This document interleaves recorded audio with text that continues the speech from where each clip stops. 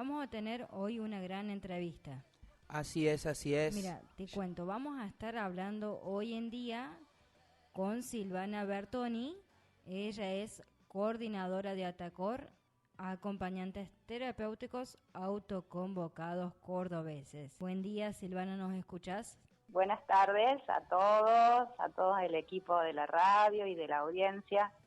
Para comenzar un poco, contanos, para mí y para toda la audiencia, ¿qué es ATACOR? Bueno, antes que nada, gracias por este espacio de difusión en representación justamente de ATACOR, que son los acompañantes terapéuticos autoconvocados cordobeses, que es un grupo de formación espontánea y voluntaria, sin fines de lucro, que surge al comienzo de la pandemia de COVID, que está integrado por 5.000 profesionales, acompañantes terapéuticos, estudiantes y carreras afines de la provincia de Córdoba.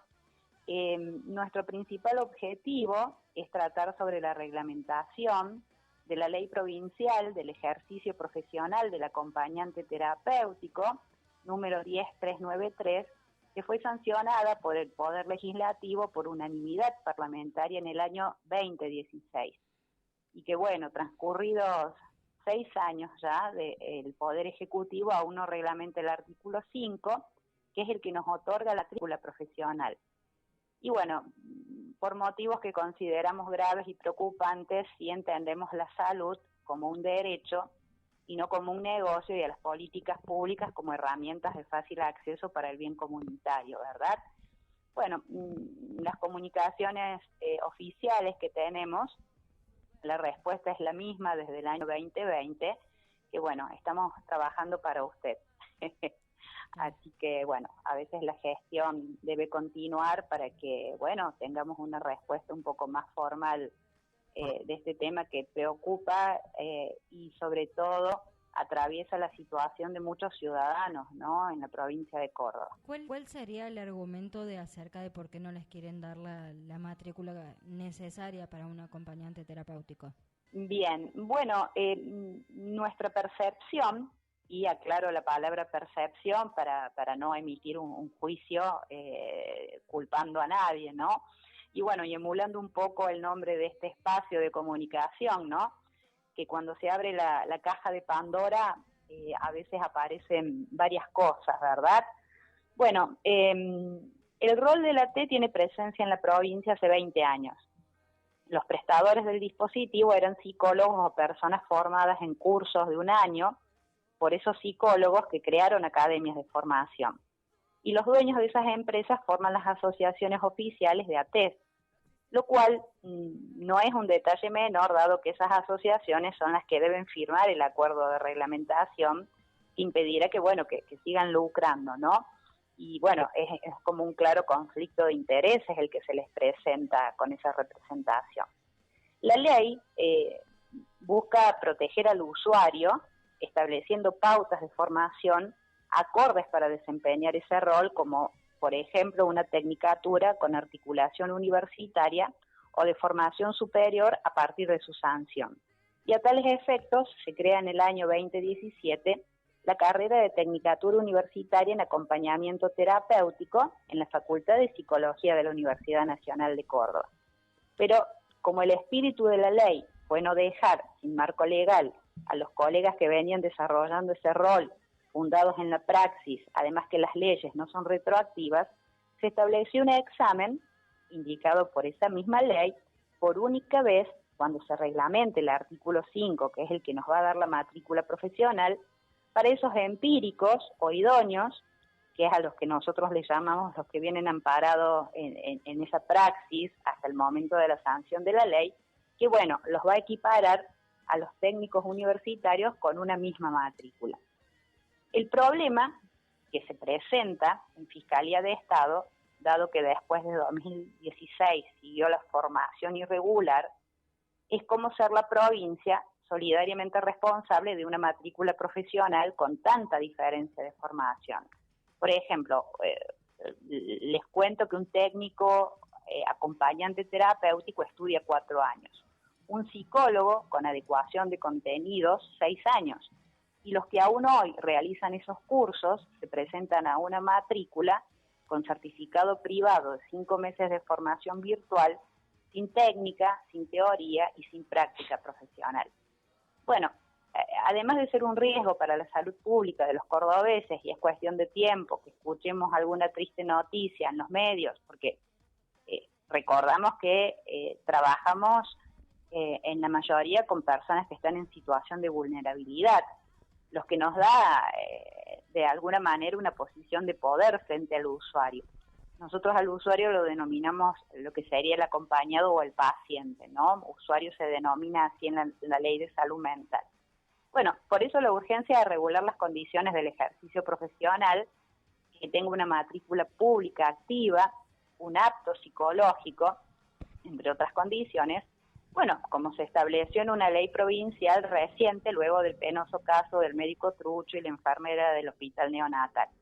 Bueno, además también esto atrasa la matrícula profesional del resto de los colegas con formación acorde a la ley, lo que genera que existan otros negocios, ¿no? Como es la tercerización laboral, y que, por ejemplo, academias con matrícula de psicólogo cobren un módulo de prestación de apoyo del Nomenclador Nacional de Discapacidad estimado en 3.500 pesos hora arancel y a la tele paguen 700.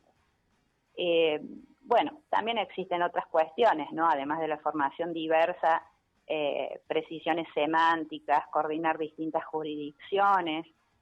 Ese examen de idóneos o empíricos lo tomaría la Universidad Nacional de Córdoba, y bueno, y otras atenientes como siempre al presupuesto provincial, que bueno, tenemos ideas para aportar a las soluciones que junto al trabajo y la buena voluntad que viene demostrando la Secretaría de Salud Mental de la provincia, bueno, tal vez podamos llegar a una solución en breve. Realmente lo que más nos preocupa, y remarco lo que decía anteriormente, ¿no? La percepción, ¿no?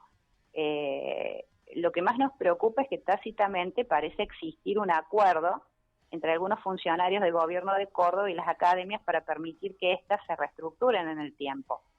Hecho de una manera muy subliminal, ¿verdad? Con la excusa de que personas siguieron tomando esa formación irregular, que sigue hasta el día de hoy de buena fe, y bueno, y allí las asociaciones fueron responsables de no comunicar, al igual que la Secretaría de Salud Mental, lo que establece una ley vigente, como establece la diferencia entre normas operativas y programáticas. Nuestra ley está vigente a partir del año 2016.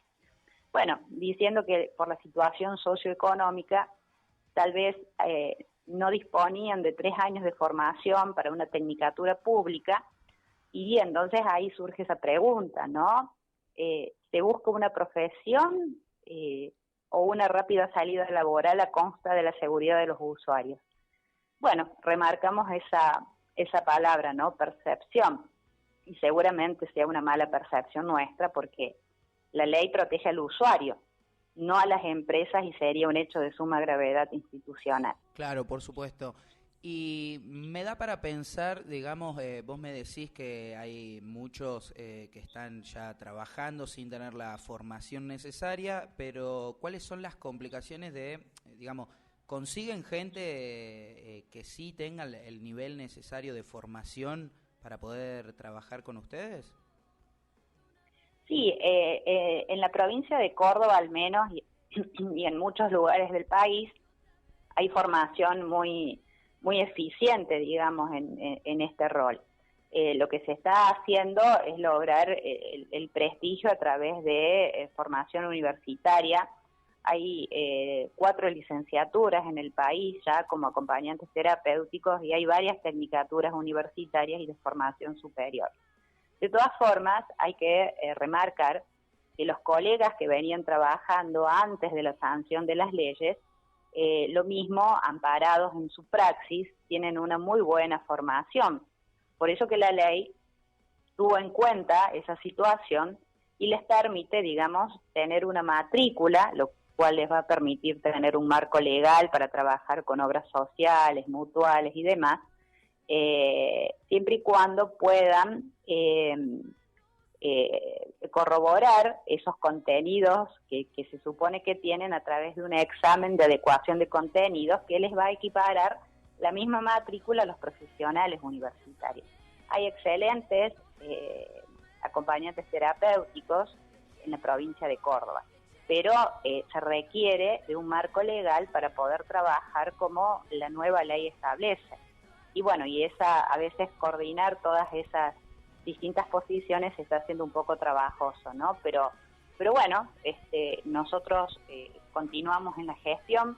Por ejemplo, a nosotros el año pasado nos ocurrieron, el año anterior en realidad, con el tema de la pandemia, cuando nuestros colegas morían por COVID, presentamos 50.000 firmas al gobierno de Córdoba, que eso da un poco una orientación a todos los que atraviesa esta situación, ¿no? Y hablamos de 50.000 firmas solamente de usuarios, de profesionales y de la familia de esos usuarios. Tenemos en cuenta que la temática de salud mental, de discapacidad, lamentablemente la demanda cada vez aumenta más, ¿no? Y hay muchos potenciales usuarios que podrían estar dentro, digamos, de esas personas en riesgo si esto no se regula. Bueno, esas 50.000 firmas se presentaron y además se presentó un planteo técnico jurídico que debíamos ser considerados personal esencial. No sé si ustedes recuerdan en aquellas épocas penosas del comienzo de la pandemia, sí. Solamente, claro, recordarán que la vacuna escaseaba en su momento y no era para todos, todas y todes, y el personal de salud se lo consideraba esencial por tener que seguir prestando esos servicios justamente en un momento de pandemia. Bueno, en su momento no nos querían vacunar porque decían que nuestra ley no estaba vigente. Pero bueno, la presentación jurídica, diferenciando normas operativas y programáticas, eso significa, dicho muy rápidamente, que hay normas en leyes que operan de plena vigencia a partir de la sanción de la ley, que no requieren una reglamentación. Las reglamentaciones en una ley apuntan a las cosas más específicas. Por ejemplo, un ejemplo sería, somos a partir del 2016 considerados personal de salud. Bueno, eso ya lo somos, no necesita una reglamentación. Sí necesita, por ejemplo, una reglamentación, el artículo que dice, se le tomará un examen a los profesionales que vienen trabajando como tal. Bueno, la reglamentación que dice, cuáles son las condiciones, cuál es la carga horaria que esos profesionales deben presentar para que puedan rendir ese examen, dónde se va a tomar, etcétera. Bueno, ante esa gestión fue muy bien recibida por el gobierno de Córdoba y personalmente se había comunicado con nosotros la magíster Laura López, que en ese momento estaba encargada de epidemiología de la provincia, y bueno, se nos dio el derecho a ser considerados personal esencial de salud. Como para citar un ejemplo, ¿no? Lo que hace a veces la gestión de las agrupaciones que trabajan voluntariamente para lograr esos derechos que, como nosotros siempre decimos, no son solamente los reclamos de una camarilla profesional, ¿no? Este es un reclamo de salud pública, porque cualquiera en la audiencia que está atenta puede ser un futuro usuario de un acompañante terapéutico, ¿no? Y a eso también es muy importante la formación. Otro caso que nosotros tuvimos el año pasado, eso sí fue el año pasado, cuando vimos que en un portal de la Municipalidad de Córdoba daban un curso de acompañante terapéutico de 3 meses, porque, bueno, a veces se considera que el AT es una buena persona solamente que asiste a otra. Y no es tan así, hay que estar preparado para un abordaje, por ejemplo, a una persona que intenta suicidarse o a una crisis psicótica que pone en riesgo a terceros o al propio AT, ¿verdad? Bueno, hay situaciones bastante complejas, eso es un poco lo que a veces uno trata de resolver y bueno, y esa resolución ya lleva 6 años y nos preocupa. Silvana, te hago una pregunta de una persona que nos está escuchando en este momento y nos plantea de que en este momento ella no coincide con los acompañantes terapéuticos en la parte de la profesión. Ella, te cuento, es profesora de educación especial en donde plantea que los acompañantes terapéuticos muchas veces cumplen el rol de otros profesionales. ¿Esto en la práctica es así o no? Bueno, justamente un poco la persona que se comunica tiene un poco de razón porque justamente, entre otras cosas, la ley busca definir las incumbencias que tiene el profesional acompañante terapéutico. El acompañante terapéutico, bueno, como un poco para contarle también a toda la audiencia, si bien ya se conoce bastante, digamos que el profesional acompañante terapéutico nace y se incorpora a través del nuevo paradigma de salud integral, inclusiva y comunitaria, donde al que atraviesa una situación particular de vida, momentáneo o permanente, no se lo excluye, aísla, sino que siempre se lo considera un sujeto de derechos en la medida de su singularidad, ¿verdad? Es una profesión cada vez más solicitada, como dice la oyente, en discapacidad, en adicciones, en inclusión escolar, tercera y cuarta edad, salud mental, enfermedades crónicas. Lo que hace probable justamente ante tanta demanda un hipotético caso de mala praxis si no se cumple la ley 10393, que justamente regula la formación para seguridad de los usuarios o las incumbencias, como plantea la oyente. El AT, su origen es en los años 60 y aparece como respuesta a los cambios en el tratamiento en salud mental, fruto de las reformas psiquiátricas y de los movimientos europeos de la antipsiquiatría. En esa época se comenzaron a cerrar los manicomios de Europa Occidental y Estados Unidos porque se daba la circunstancia en aquel momento que la mitad de las camas de internación en el mundo eran psiquiátricas. Y bueno, este modelo asilar del manicomio es puesto en duda desde distintas perspectivas por resultar inconducente e incluso inviable en una importante cantidad de casos. Los inicios del AT en los años 70 en Argentina fueron en internaciones domiciliarias en su mayoría, ¿no? Ese era un periodo que era como exclusivo de familias de alto nivel socioeconómico que querían, bueno, evitar la internación de sus familiares dado el nivel de discriminación de la época con los enfermos mentales, ¿verdad? Bueno, posteriormente la AT llegó a otros sectores socioeconómicos, a la atención en instituciones públicas. Como para llevar un poco de claridad a la oyente que hace la pregunta y al resto de los oyentes, el AT se define como un dispositivo que desde una perspectiva clínica y sociocomunitaria brinda atención y apoyo a familiares y usuarios ambulatorios en espacios públicos, buscando y promoviendo la participación y la autonomía del usuario en la toma de decisiones acerca de su tratamiento, sea este en el ámbito de la prevención, de la asistencia o de la inserción social. Nuestra profesión es muy importante desde el punto que está más allá del consultorio, ¿no? El AT proporciona al equipo valiosa información en la fase diagnóstica y después, durante el seguimiento y la evolución del tratamiento, además de ser un dinamizador del mismo, ¿no? El AT es un dispositivo clínico que centra su intervención en el vínculo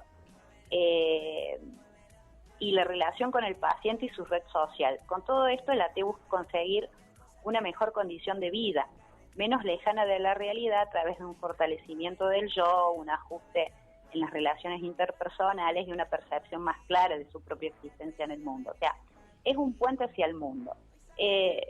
Para darle un ejemplo concreto a la oyente que hace la pregunta y también contándoles que durante esta semana hubo un debate de la Ley Nacional de Acompañantes Terapéuticos en la Cámara de Diputados de la Nación, que también se planteaban esos interrogantes, ¿no?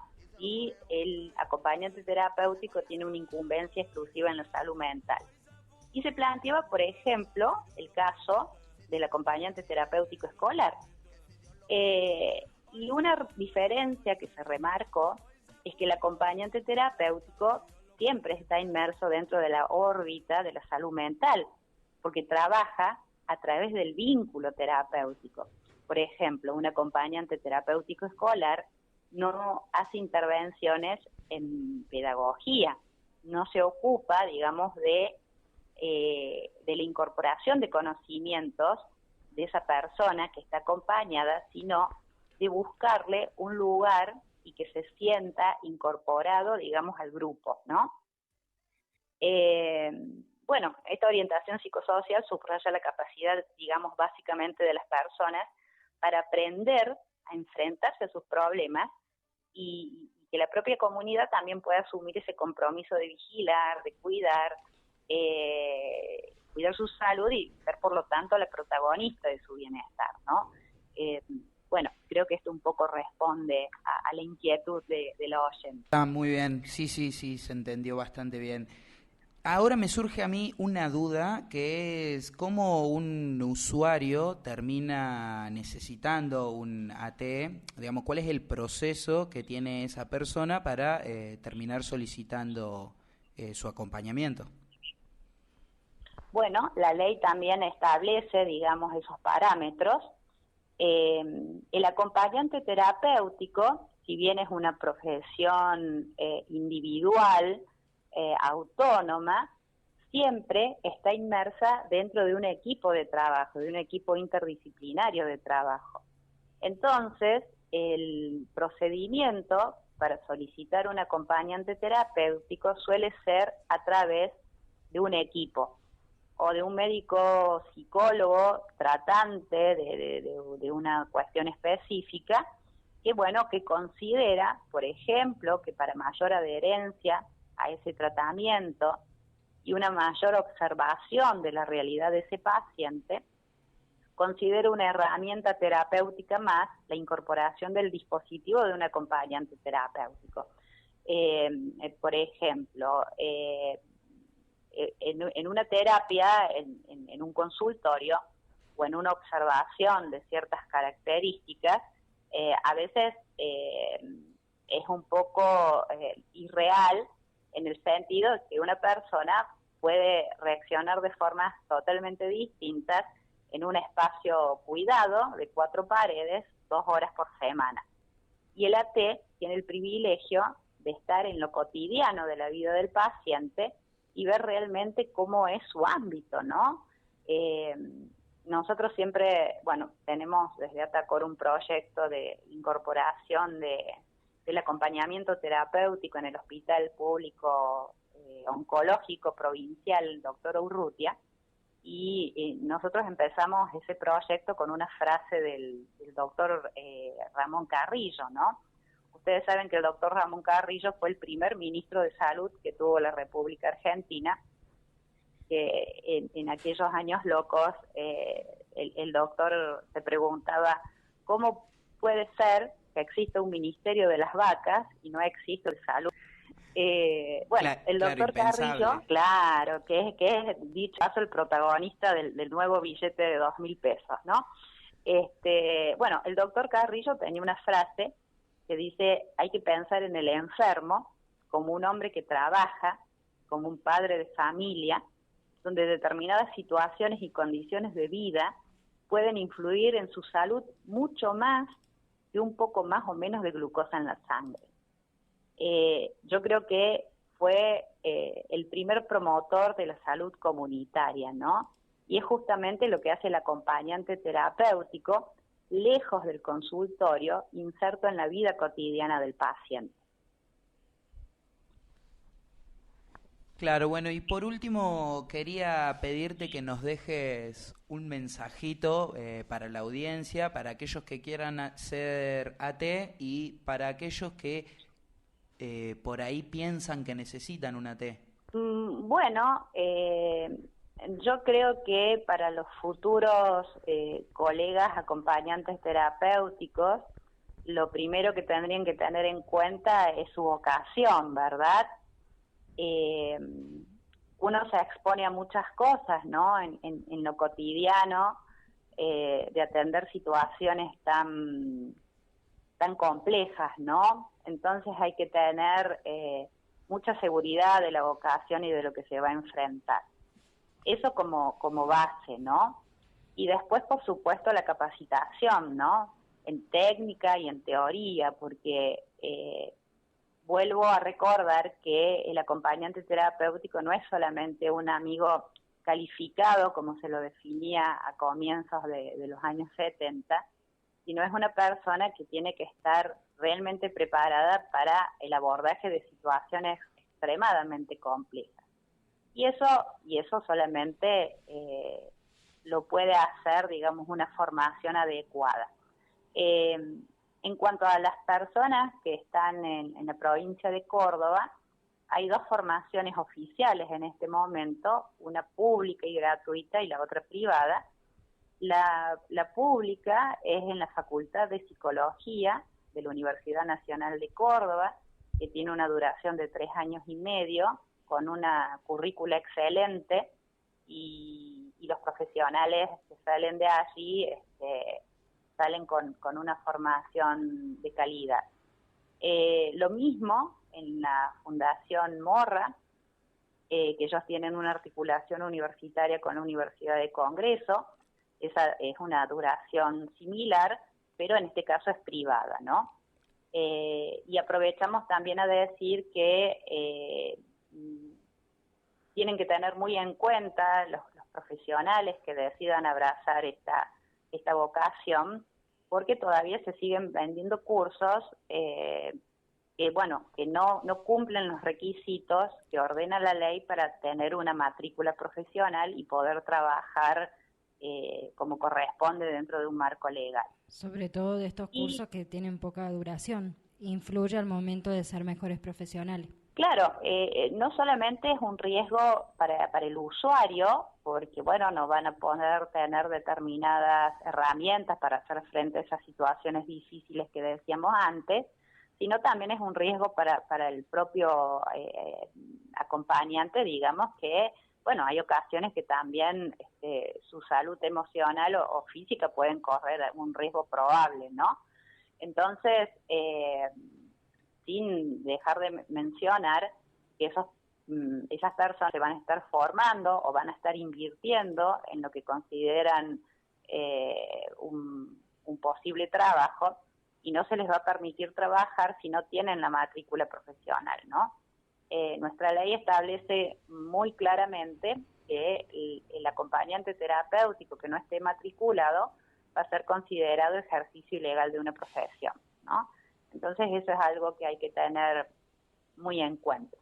Y para completar la respuesta en relación a alguien que considere que necesita un acompañante terapéutico, bueno, que lo converse con su médico de cabecera, o si tiene ya un equipo interdisciplinario de alguna manera conformado, que bueno, que haga la solicitud de un acompañante terapéutico que sin lugar a dudas va a mejorar su calidad de vida en un montón de sentidos. Bueno, Silvana, te agradecemos un montón, pero obviamente te van a quedar las puertas de Radio Mordisquito para que en futuras oportunidades podamos seguir charlando de esta temática que con este tiempo que nos has dedicado claramente es muy poco. Bueno, los agradecidos somos nosotros, en nombre de todo el colectivo de acompañantes terapéuticos, el grupo más mayoritario de la provincia de Córdoba.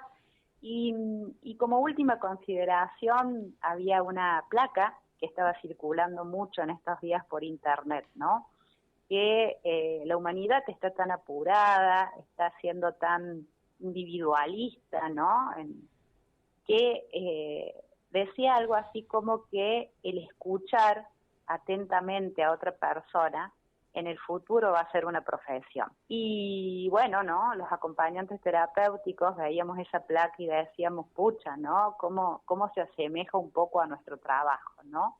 Sí. Entonces, bueno, y esa profesión del futuro, como dice también nuestro referente internacional, el doctor Leonel Dosa de Mendoza, un brasilero radicado en Barcelona, que Argentina no solamente exporta jugadores de fútbol, sino exporta acompañantes terapéuticos, ¿no? En Sudamérica tiene mucho énfasis esta profesión, ¿no? Y bueno, y esa es la profesión del futuro, cuidemos que tenga un marco legal acorde para la seguridad de todas y todos, ¿verdad? Así que gracias, muchas gracias por este espacio. Consideramos que los medios de comunicación ayudan mucho a tomar conciencia pública. Gracias.